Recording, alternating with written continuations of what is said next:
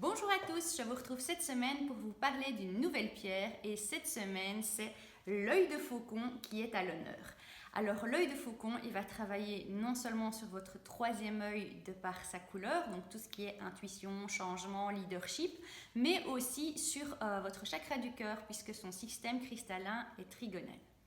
Alors c'est une pierre que vous pouvez en fait associer à l'arcane majeur du tarot, la justice. Alors pourquoi est-ce qu'on l'associe à la justice? Eh bien en fait parce que la justice c'est une carte qui va vous demander énormément de rigueur.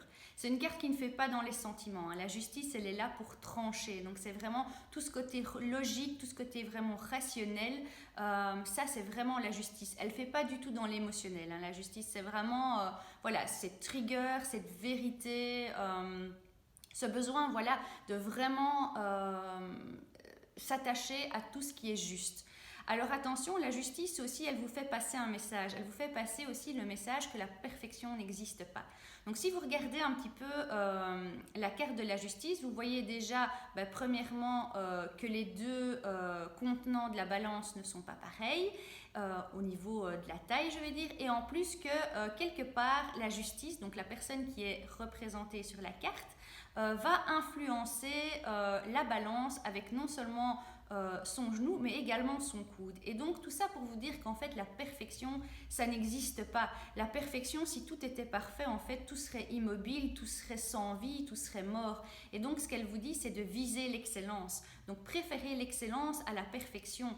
Visez toujours l'optimalisation.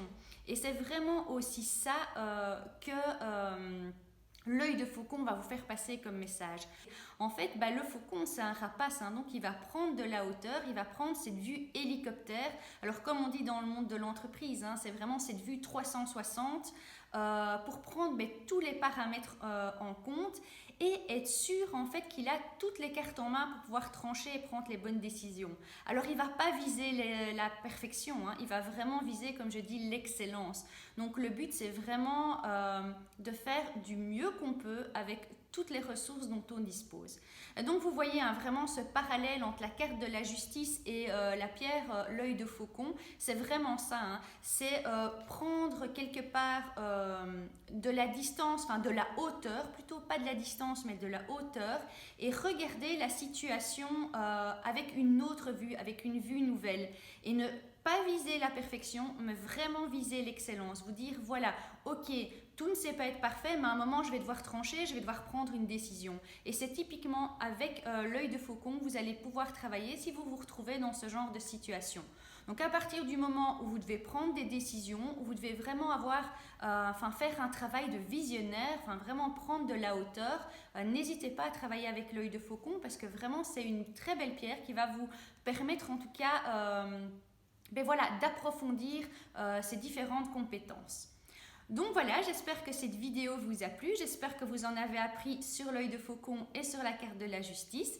Je vous dis à la semaine prochaine et comme chaque semaine, n'hésitez pas à partager avec moi vos ressentis et n'hésitez pas non plus à partager les photos de vos petites pépites. Bonne semaine!